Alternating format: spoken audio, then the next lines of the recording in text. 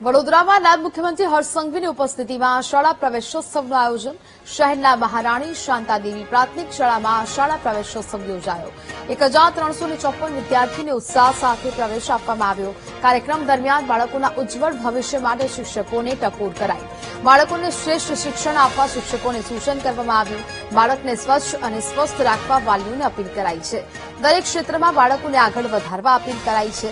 વિદ્યાર્થીઓ ખાનગી શાળા છોડી સરકારી શાળામાં પ્રવેશ મેળવી રહ્યા છે। શિક્ષકોને વિનંતી છે કે માત્ર ગોખાવીને પરીક્ષામાં પાસ થઈને સારા નંબરો લાવશે એનાથી કોઈ ફાયદો નથી। એ બાળકો હસતા હસતા રમતા રમતા વિષયને સમજીને ભણતર પ્રાપ્ત કરે તે પ્રકારની દિશામાં તમે સૌ લોકો વધુમાં વધુ મદદગાર બનજો।